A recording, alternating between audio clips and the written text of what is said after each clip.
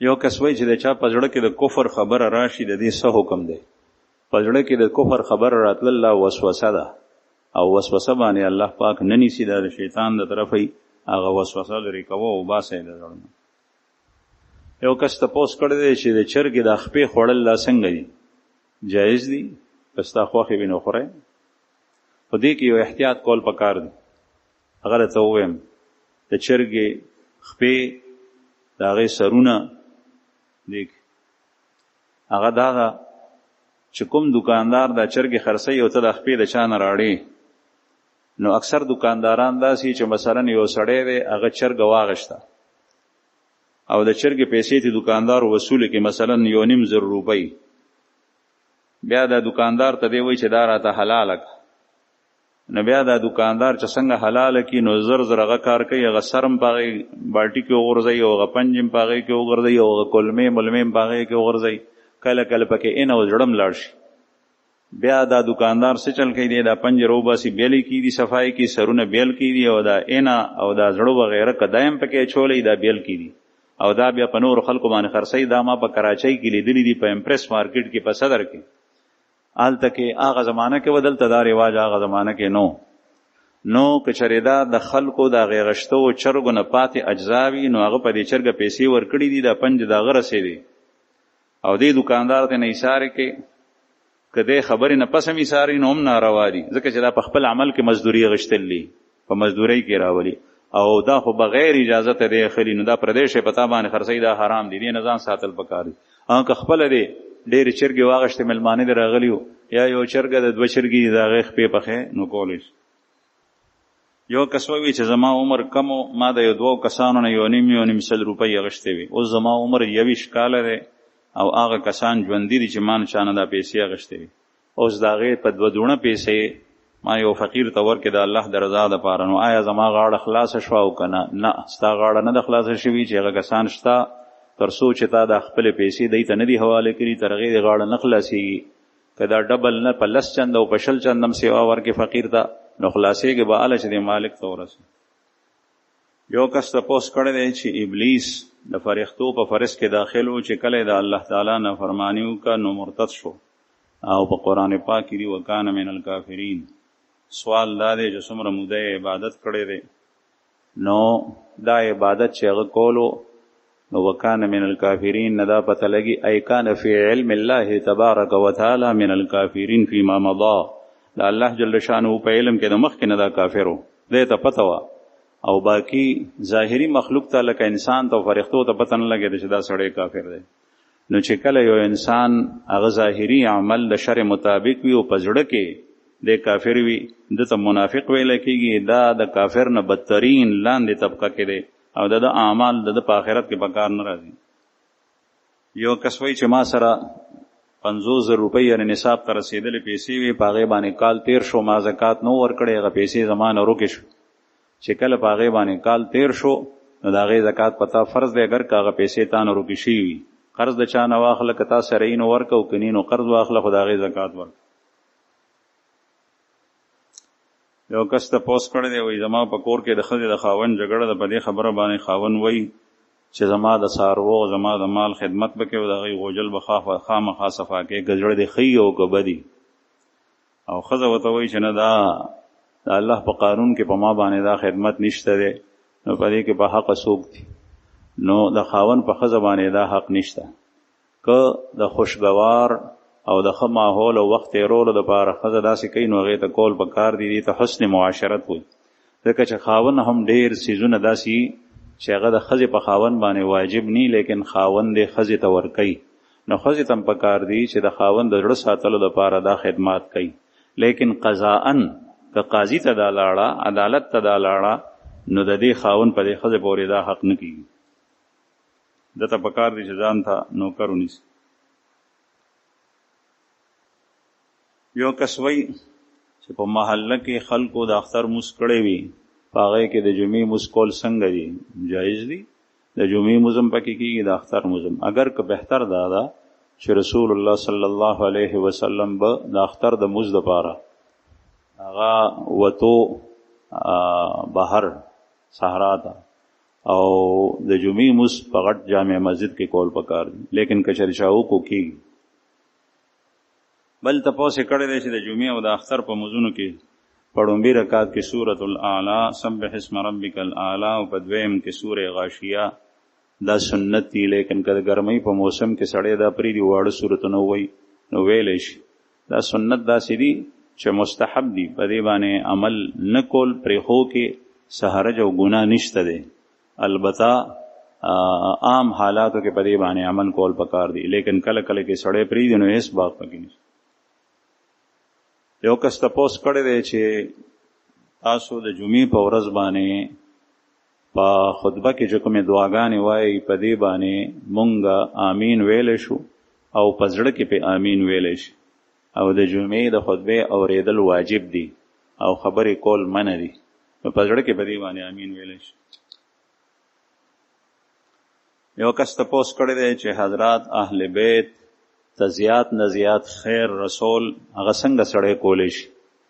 نو زه خو یو خبر عرض کم چې اهل بیت رسول الله صلی الله علیه وسلم نیکان خلقو هغوی تا ته محتاج نه دي، ته خپل ځان ته خیر ورسو. مونږ نن سبا په ډېرو ګناهونو کې بوخ یو، خپل ځان د خټو نه راوباسه او باقي د اهل بیتو ته خیر رسول دا دي چې د هغوی په طریقه باندې روان شي، او د هغوی طریقه هماغه وه چې کومه د خوږ پیغمبر صلی الله علیه وسلم طریقه ده، چې کوم کارونه هغوی کړي دي امر فرمایلی دی، ارشاد یې فرمایلی دی هغه کوه، او چې د کومو نه یې منع فرمایلی نه دي کړي نو هغه مه کوو. بل تپوس یې کړی دی چې بعضې خلک په 10 محرم باندې خاص طریقې سره د نفل ادا کولو تاکید کوي، نو دا شته؟ نه، نشته. په دغه ورځ باندې هماغه نفل دی چې کوم عامو ورځو کې دي. یو کس تپوس کړی دی چې د کودنې شرعي حیثیت څه دی؟ د کویدنې شرعي حیثیت څه دی؟ د کویدنې شرعي حیثیت باس دغه عمره دی چې یو سړی چې کوم دی نو هغه دپاره د هغه مور او پلار یا په خپله جینۍ وغواړي، خبره وشوه ورسره، دغې ته کویدن وایي. او کویدن دا وعده ده او د وعدې ماتول دا نه دي پکار. البته که کومه کویدن کې نکاح شوي نو دا بیا کویدن نشوه، دا نکاح شو او نکاح واپس کیږي نه. نو که یو سړی چاته لور خور ورکړي او بیا بل رشته د هغې نه د خولی ده او بیا هغه ته پرېښه باندې کندې واده خلاف شو، په ورځ د قیامت به دی الله جل شانو ته جوابده وي.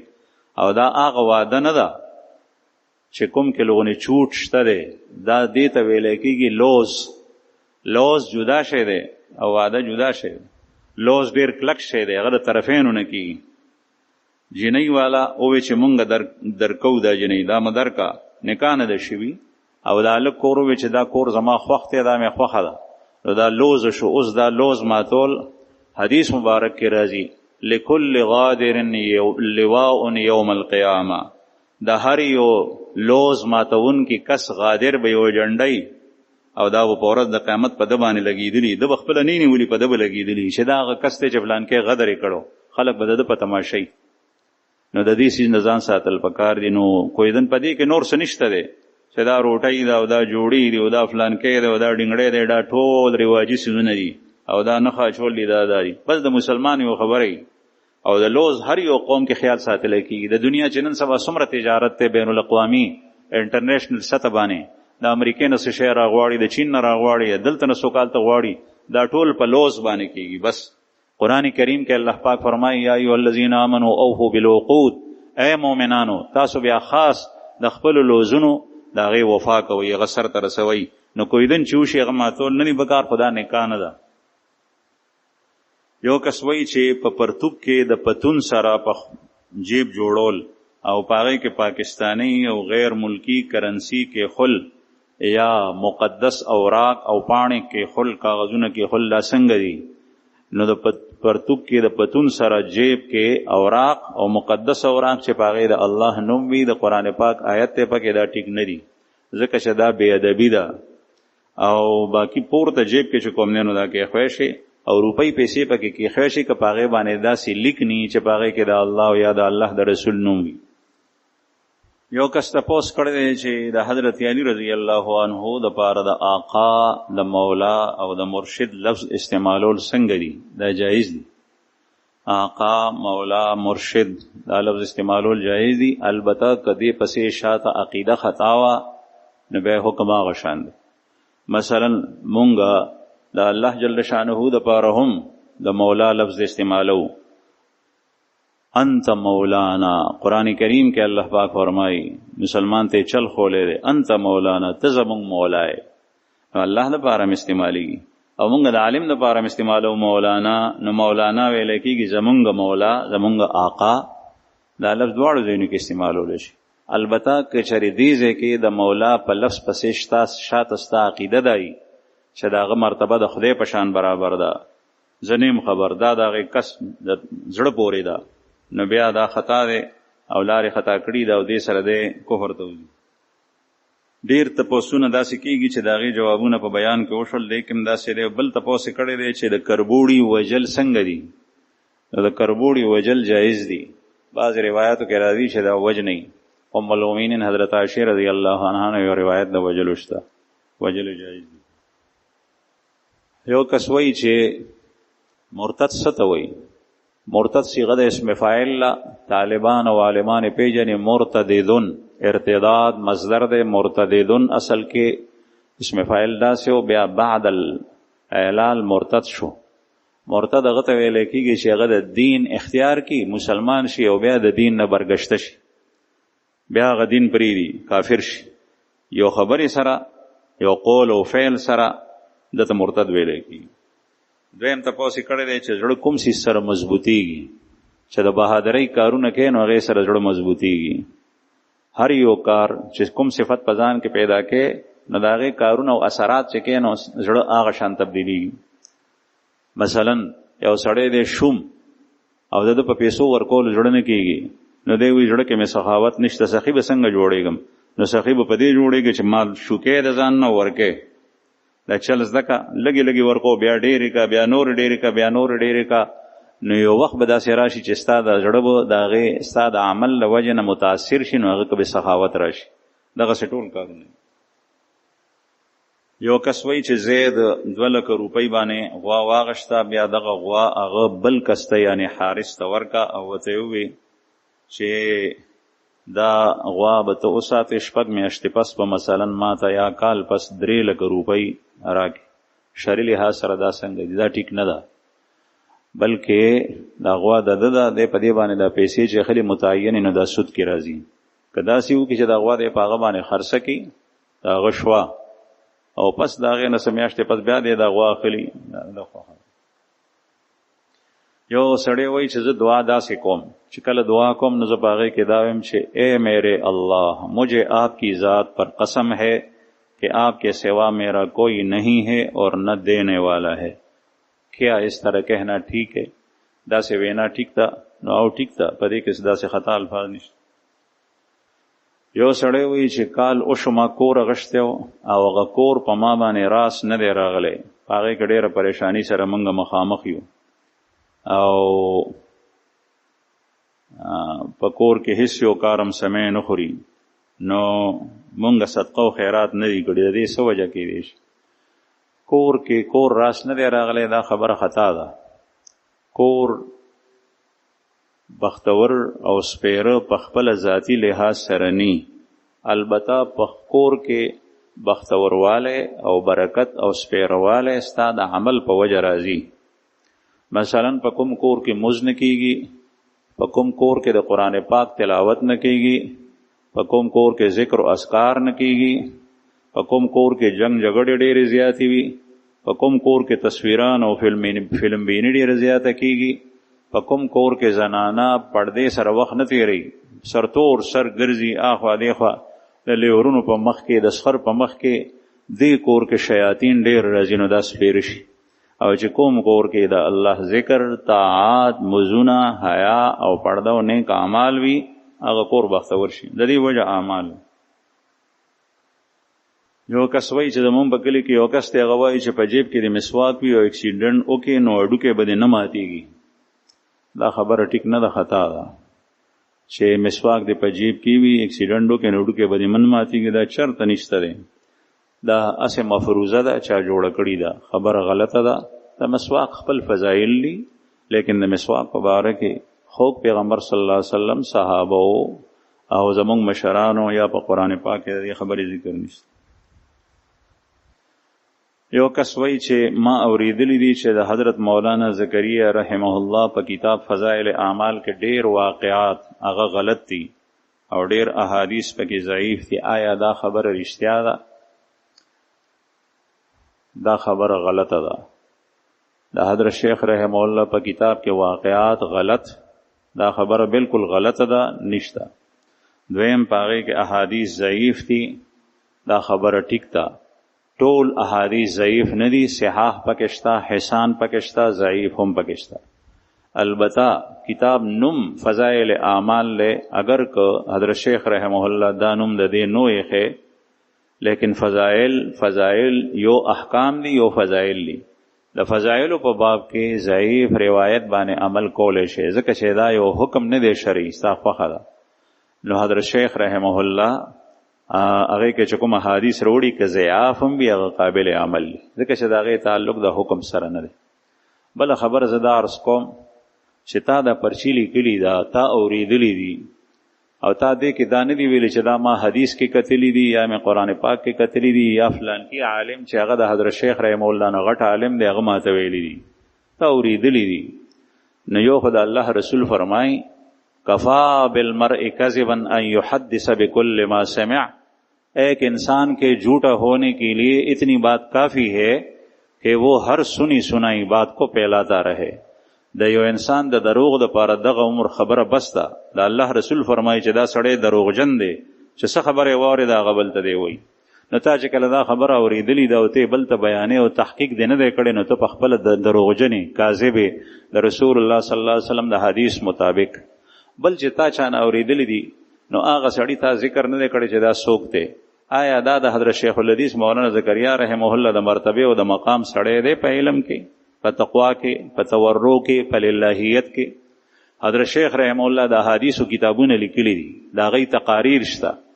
زمونږ د پاکستان او د هندستان علما تر اوسه پورې دا غي په اردو کې د بخاری او تقریر دی هغه ګوري، تقریر بخاری، الانکه دا غي لیکلم په خپل نه دی. مولانا سلیم الله خان رحم الله د جامع فاروقی محتمم په خپل غوږو ته ما اوریدل په جامع بن نوریه کې چې استادانو ته تپوس کولو چې موږ بخاری د پارسه مطالعه کو، نو هغه ته وی چې ابھی تک میں تمام شروحات کا مطالعہ کر چکا ہوں وقتاً فوقتاً درسن درسن، لیکن میں ابھی تک اس کتاب سے مستغنی نہیں ہوں، میں اس کا مطالعہ ابھی تک جاری رکھا ہوا ہے. زه د دې کتاب نه تر اوسه پورې مستغنی نیم. دا هغه د یو تقریر نه د یو دومره غټ عالم هغه استفاده کوي. بیا د حضرت شیخ رحمه الله کتابونه دی پاغه کې یو کتاب اوجز المسالک چې دلته موږ کتابخانه د مخامخ تاسو قبله طرف ته پدې کې هغه کتاب پروت دی د امام مالک رحمه الله د موطا شرح ده، موطا مالک هغه کتاب دی اوجز المسالک. په عربو کې، په عجمو کې، په عربستان کې ټول علما دا غي قائل دي چې دغه شرح د موطا چانه د لیکلي تر اوسه پورې. د یو داسې عالم هغه په حدیث باندې موضوع باندې کلم اوچت کړي کتابي لیکلي، نو هغه د غلط واقعات هغه ستانه سره کمزورې دی په علم کې. دا سوچ کول پکار دی، نو الله دا خبره کول پکار دی. یو کس تپوس کړی دی چې اذان یو کسو کی او د مؤذن د اجازت نه بغیر بل کس اقامت کوي، نو دا څنګه دی؟ دا خلاف اولادی. البته که د مؤذن د طرف نه دته اجازت وی، بیا اجازت صراحتن دلالتن اشارتن نو بیا جایز دی، او که چر اجازت نه وی هغه بد منی نو بیا خلاف اولا او مکروه تنزیهی دی بل کس ته اقامت کوي. یو کس وایي چې زما د پوزې په سر کې زخم دی او زه چې هغه وینځم نو هغې دپاره هغه مضر دی، که چېرې د پوزې د پاسه زه وباچم نو په زخم راځي، نو زه پوزه پرېږدم او ګیر چاپېر مخ ووینځم نو دې سره زما اودس کېږي؟ نه، په دې طریقه دې نه کېږي. البته یو صورت کې کېږي هغه دا چې په دې پوزه باندې پټۍ ولګې او زخم پټ کې او بیا چې کوم دی نو ګیر چاپېر وینځي او په هغې پټۍ باندې مسحه کې. یو کس وایي چې آیا مریض کې چرته کینسر و نو هغه ته دا ویلی شي چې هغه د آخرت لپاره په تیاری کې لګیا شي؟ که کوم یو مریض بیماری و کینسر و نو هغه ته دا ویل چې ستا کینسر دی ته وګوره، که چېرې دا غریب کمزوري زړه والی نو ده ته هرګز مه وایه، ورته وایه بیمارې او تم دعا کو، موږ د دعا کوو چې الله جل شانه دې ښه کړي. یو کس وی چې د یو سړي ښځه فوت شوې ده او په قبرستان کې چې کوم ځای غزانانه دفن ده، د هغې د قبر د پاسه څه کلونه پس د هغې خاوند مړ شي، هغه پې باندې د پاسه دفن کې په هماغه ځای باندې دا څنګه دي؟ که نور ځای وي نو په هغې باندې قطعا دفنولو تدفین نه دی پکار، بل ځای کې د هغه خښول پکار دي. که چېرې داسې وشي چې ځای بلکل ختم شو، بل ځای شته دی نه او هغه مړی مروغ نه دی، هغه خاورې شوی دی، نو بیا بل کس تدفین کولی شي. لکه مدینه منوره کې په جنت البقیع کې دغسې کېږي، خو هغه علی التعیین خاص په هماغه ځای کې چې کوم ځای د ښځه دفن کول دا ټیک نه دي. یو کس وایي چې د یورپ په یو ملک فرانس کې یو خبر د هلته نه خور شوی دی چې په سعودي عرب کې په کوم ځای کې چې رسول الله صلی الله علیه وسلم د نن نه 1400 کاله مخکې خطبه ورکړې وه، د هغې خطبې آوازونه اوس هم په فضا کې دي او داسې مشینان موجود دي چې هغه آواز رانیوی شي او بیا هغه د خلکو وړاندې هم پیش کولی شي. آیا دا خبره څنګه ده؟ نو د دې جواب دا دی چې داسې کېدی شي، امکان یې شته، قطعي انکار نشو کولی، لیکن یقین په باندې کول ضروري نه دي. او دا خبره خو هر یو مسلمان ته پته ده، اگر که حسي طور سره معلوم نه ده چې ته چې کومې خبرې کې زه چې کومې خبرې کوم دا د دې فضا نه ووتې، نو مونږ وایو چې دا لاړې، لیکن دا پاتې شي، دا فرښتې لیکي، دا الله جل شانه په علم کې راشي، دا په دې فضا کې وي، دا د انسان لاس او خپو په ژبه کې وي، دا ریکارډ دی ټول، او په ورځ د قیامت به همدغه ریکارډ ستا مخې ته راځي. نو اول کې به کافر انکار کوي او وروسته به یې بیا مني. نو دا خو شته دی چې دا هر څه محفوظ دي، لیکن دا خبرې چې آیا دی داسې کړي دي، دا تحقیق شوی دی، دا نیوی شي، دا د نن نه 100 کاله مخکې هم دا خبره راغلې وه، نه انکار کولی شي سړی، انکار ته ضرورت نشته، امکان شته او نه په باندې یقین کول پکار. او د رسول الله صلی الله علیه وسلم باندې ایمان او د هغې اتباع د مسلمان دپاره په هغه وخت کې ډېره زیاته اعلی ده چې کله دا دلایل او دا څیزونه ني. مثلا که چېرې یو سړی دا وویني او بیا وایي چې وګوره د الله د رسول آواز مې واورېدو، نو دې سره ایمان معلق کول نه دي پکار. ایمان بالغیب دې ته وایي چې دا کوم څیزونه ستا نه پټ دي او ته په هغې باندې ایمان راړي. چې کله جنت ښکاره شي بیا ایمان راړي، نه بیا ایمان نه دی معتبر. دا خو اگر که مغیباتو کې نه دی د رسول الله صلی الله علیه وسلم آواز، لکه چې د نبی کریم صلی الله علیه وسلم آواز د هغې په حیات مبارک کې د هغې صحابه اورېدو، هغې به تقریر کولو، صحابه به داسې ناست. یو کس وایي چې کله سړی په امام پسې ودرېږي او دی مسبوق وي، یعنی مثلا 2 رکعاته امام سره وشول او 2 رکعاته د ده نه مخکې شوي دي او دی د امام د سلام جرستو نه پس باقي 2 رکعاته کوي او په هغې کې د ده نه واجب پاتې شو، سهو ترې وشوه، نو په ده باندې سجده سهو شته او که نه؟ او شته پې باندې چې کوم مونځ د ده ځان ته دی، مسبوق دی، هغه حکم د ده د ځان ته د مونځ حکم دی، نو چې په هغې کې د ده نه واجب پاتې شو، سهو وشي، نو بیا پې سجده سهو شته. البته که په امام پسې د ده نه سهو وشو نو په هغې سجده سهو د ده ځان ته نشته. یو کس وایي چې کور مې جوړ کړی و د خرڅولو دپاره، 1 کال تیر شو، تر اوسه پورې هغه خرڅ شوی نه دی، آیا په هغې باندې زکات شته او که نه؟ او په دې باندې زکات شته. 1 کال نه که 10 کال هم دغسې پروت وي چې تا جوړولو د زکات د خرڅولو په نیت باندې، نو دا مال تجارت دی او په مال تجارت کې زکات وي. دویم تپوس دا کړی دی چې د کریاني دکان دی چې د هغې په وجه باندې زما د کور خرچه پوره کېږي په مشکل سره، نو په دې باندې زکات شته او که نه؟ او د زکات په مالیت باندې چې هغې کې کوم مال پروت دی، نقد پیسې یا سامان، په هغې ټول باندې زکات شته، هغه به راجمع کې او د هغې حساب به وباسې چې څومره زکات پې کېږي هغه عمره به ورکړي. یو کس وایي چې یو ماشوم پیدا شوی دی زمونږ، د هغه په عقیقه کې به 2 بیزې حلالو که یو غوا هم حلالولی شو، دواړه کاره کولی شي، ځکه چې غوا کې په قربانۍ کې 9 برخې نیوی شي او که عقیقه کې څوک په غوا کې 2 برخې ونیسي د هلک دپاره نو دا ټیک ده، او که چېرې 2 ګډوري ګډان یا 2 چیلې حلال کړي نو دا هم ټیک.